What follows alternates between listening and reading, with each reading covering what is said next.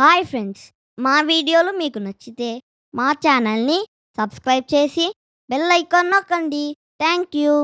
Hi friends, ఈరోజు మనం చోటు అనే చిన్న పిల్లల కథ చెప్పుకుందాం. గూడూరు అనే ఊర్లో ఒక చిన్న బ్రాహ్మణ పిల్లవాడు ఉండేవాడు. ఆ పిల్లవాడి పేరు చోటు. అతనికి చిన్న వయసులోనే తల్లిదండ్రులు చనిపోయారు. అతనికి తినడానికి తిండి కూడా లేక ఏదో ఒక గుడిసెలో తలదాచుకొని తిండి కోసం పరితపించేవాడు. ఆ ఆకాశమంత ఆశతో తన చిన్న పొట్టకి తిండి దొరుకుతుందని అతను రోజంతా కష్టపడేవాడు. ఆ ఊరు వాళ్ళు ఏ పని చెప్పినా వెంటనే చేసేవాడు. ఇల్లు తుడవడం, అంట్లు తోమడం, ఇళ్లల్లో కావలసిన నీరు మోసుకురావడం వంటి పనులు చేసి వారిచ్చే కొద్దో గొప్పో డబ్బులతో పొట్ట నింపుకోవడానికి ప్రయత్నం చేస్తూ ఉండేవాడు. కానీ అతని పరిస్థితి చూసి ఆ ఊర్లో వారు అతని మీద జాలి పడకపోగా అతన్ని అవహేళన చేయటం, సూటిపోటి మాటలతో బాధ పెట్టడం చేస్తూ ఉండేవారు. ఎవరు ఎంత బాధ పెట్టినా, ఎవరు ఎలా విమర్శించినా ఏది పట్టించుకోకుండా నా పొట్ట నిండితే చాలు, ఏదో ఒక పని చేస్తాను అని ఆ పిల్లవాడు ఆ చిన్న వయసులో ఎంతో కష్టపడేవాడు. ఇలా ఉండగా ఆ ఊర్లో ఒక ఆశ్రమం నడిపే గురువు, అతని శిష్యులు ఒకరోజు చోటుగాడిని ఆట పట్టిద్దామా అని ఒక ప్రణాళిక సిద్ధం చేసుకొని శిష్యులందరూ చోటు దగ్గరికి వచ్చారు. వారు చోటుతో, ఒరేయ్ చోటు, తిండి కూడా లేకుండా ఇంత కష్టపడ్డం ఎందుకు? హాయిగా బోలెడు డబ్బులు సంపాదించే మార్గం ఉంది కదా, ఎందుకు చేయటం లేదు అని అడిగారు. అలాంటి మార్గం నాకేం తెలియదండి అన్నాడు చోటు. అందుకు శిష్యులు, నీకు తెలియదా? మన దేశం రాజుగారు మొన్నే ప్రకటన ఇచ్చారు. మన దేశంలోకి ఒక రాక్షసుడు చేరి మనుషుల్ని పీక్కు తింటున్నాడట. ఆ రాక్షసుణ్ణి దేశంలో నుంచి తరిమేసిన వారికి సగం రాజ్యం బహుమానంగా ఇస్తానని ప్రకటన చేశారు అన్నారు.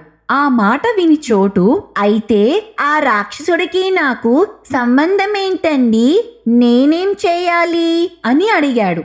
అందుకు శిష్యులు, నువ్వు ఇలా కష్టపడ్డం కన్నా వెళ్ళి ఆ రాక్షసుణ్ణి చంపేస్తే రాజుగారు నీకు సగం రాజ్యం ఇస్తారు, నీకు కష్టాలన్నీ తీరిపోతాయి కదా అని అన్నారు. ఒక మనిషిని కూడా కొట్టలేని చిన్న పిల్లవాడిని నేనొక రాక్షసుణ్ణి ఎలా చంపగలనండి అన్నాడు చోటు. ఓ, నీకు అసలు విషయం తెలియదు కదూ, మా గురువుగారి దగ్గర చాలా శక్తివంతమైన ఆయుధాలున్నాయి. నువ్వు అడిగావనుకో నీకు ఇస్తారేమో చూడు. ఆయుధాలు తీసుకెళ్లి ప్రయోగించావనుకో రాక్షసుడు అక్కడికక్కడ చనిపోతాడు, నీవు రాజ్యం గెలుచుకోవచ్చు అన్నారు. కడుపు నిండడానికి ఏదైనా మార్గం దొరుకుతుందేమో అని ఆశతో చోటు వెంటనే ఆశ్రమానికి పరిగెత్తుకు వెళ్ళి, గురువుగారు, మీ దగ్గర ఆయుధాలున్నాయంట కదా, అవి నాకిస్తే వాటితో రాక్షసుణ్ణి చంపేసి వస్తానండి.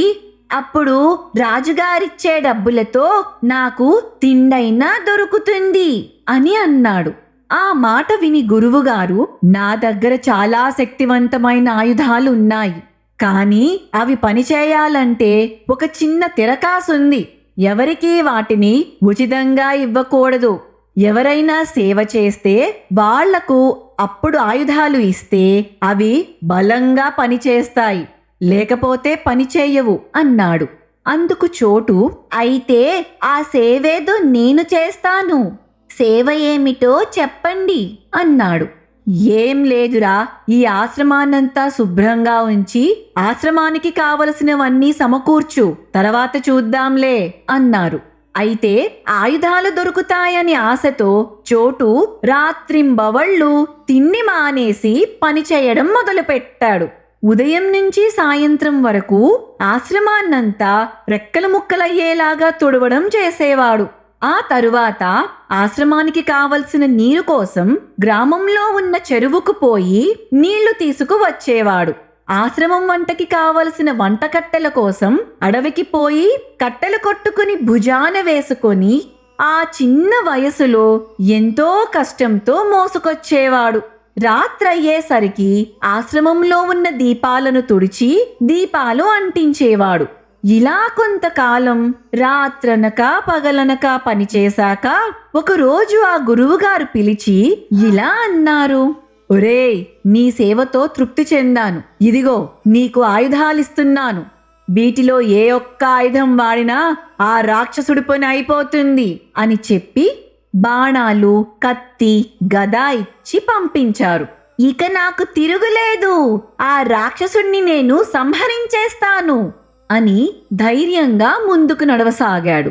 చోటు ఆ రాక్షసుడున్న అడవిలోకి ప్రవేశిస్తున్నప్పుడు ఆ చుట్టుపక్కల ఉన్న గ్రామస్తులందరూ, ఒరేయ్, అక్కడ రాక్షసుడున్నాడురా, నిన్ను పట్టుకుని తినేస్తాడు, ఎక్కడికి పోతున్నావురా అని బతిమాలారు.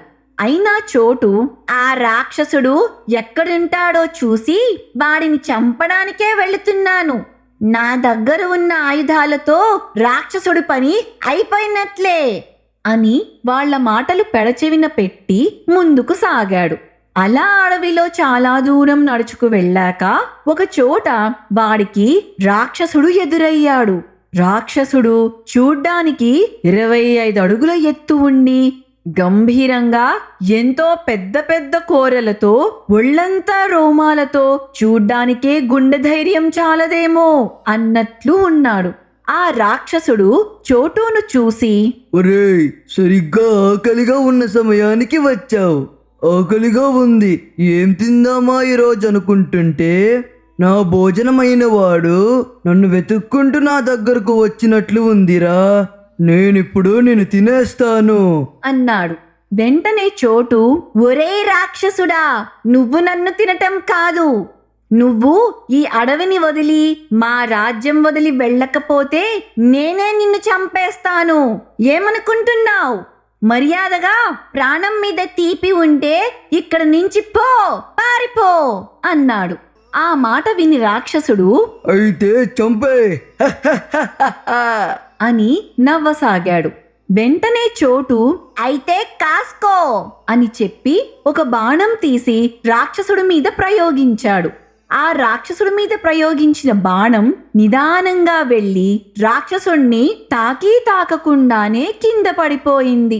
వెంటనే చోటు, ఇదేంటి అంత శక్తివంతమైన బాణమని చెప్పారు, ఇలా వెళ్ళి రాక్షసుణ్ణి అంటుకోలేదు, ఏంటబ్బా అనుకుని మన దగ్గర ఇంకా చాలా బాణాలు ఉన్నాయి కదా అని తన దగ్గర ఉన్న బాణాలన్నీ ఒకదాని తర్వాత ఒకటి ప్రయోగిస్తూ పోయాడు.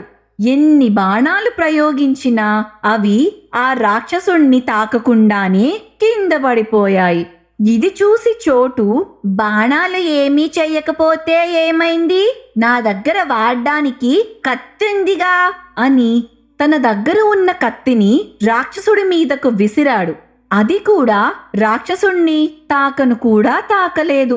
కత్తి ఏమీ చెయ్యలేకపోతే ఏంటి, నా దగ్గర గద ఉందిగా అని చెప్పి గట్టిగా బలమంతా పెట్టి విసిరాడు. అది కూడా రాక్షసుణ్ణి తాకకుండా కింద పడిపోయింది. వెంటనే రాక్షసుడు గట్టిగా పకపకా నవ్వి, ఒరేయ్, ఆయుధాలు కూడా కాదు, చిన్న పిల్లలు వాడే బొమ్మల్ని పట్టుకువచ్చి వీటిని ఆయుధాలని వాటితో నన్ను చంపుదామనుకుంటున్నావా అని నవ్వసాగాడు. ఆ మాటలు విన్న చోటుకి అప్పుడు జరిగిందంతా అర్థమైంది. ఆ గురు శిష్యులు అందరూ కలిసి నన్ను మోసం చేశారు.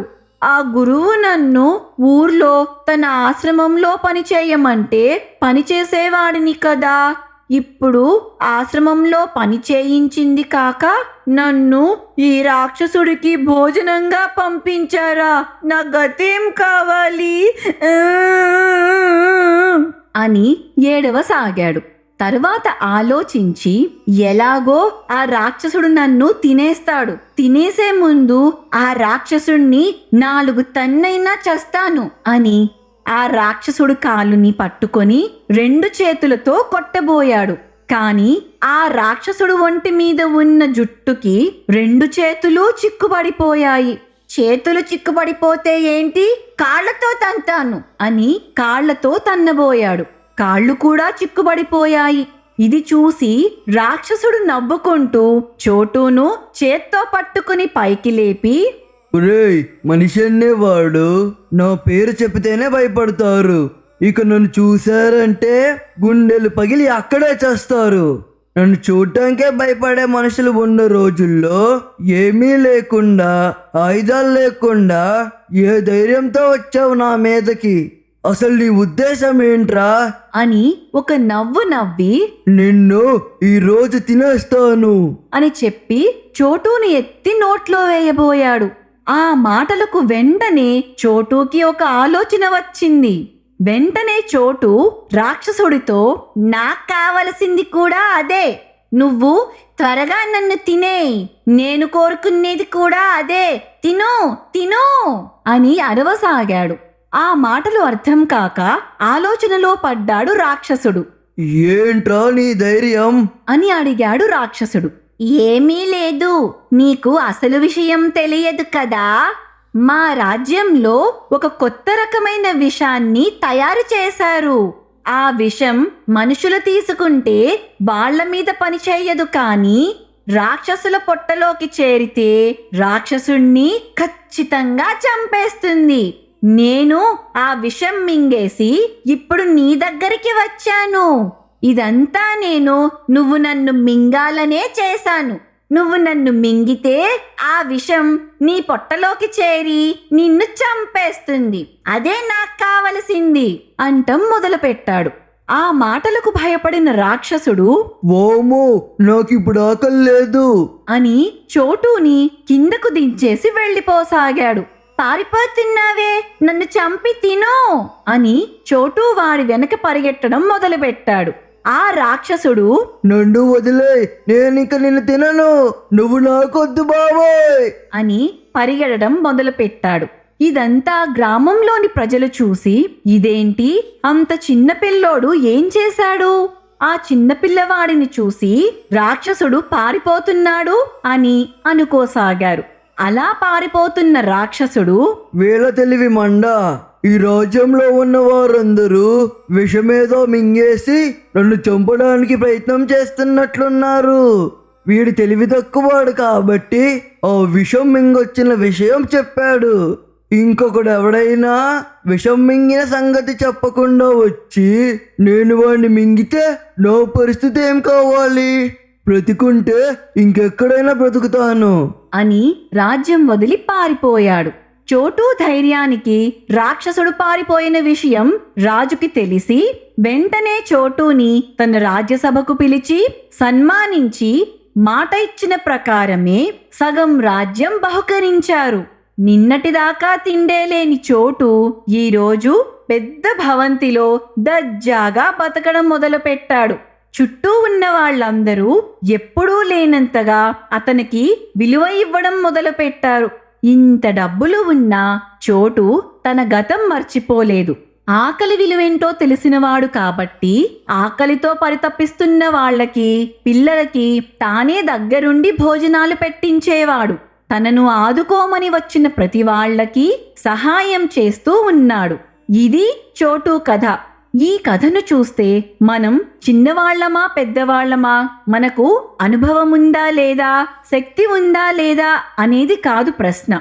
ఏ మనిషి అయితే తాను అనుకున్న పనిని ఆటంకాలు వచ్చినా ఆపకుండా చేయడానికి ప్రయత్నం చేస్తూ ఉంటాడో వాడికి విజయం వరిస్తుందని ఈ కథ చెప్తుంది. మనం ఏ పని మొదలు పెట్టినా సాధించే వరకు పట్టు వదలకుండా దాన్ని పట్టుకొని ఉండాలనేది ఈ కథ మనకు నేర్పుతున్న నీతి. ఇక్కడితో మన చోటుగాడి కథ అయిపోయింది. ఇంకో కొత్త కథతో మళ్ళీ కలుద్దాం. అంతవరకు బాయ్ ఫ్రెండ్స్.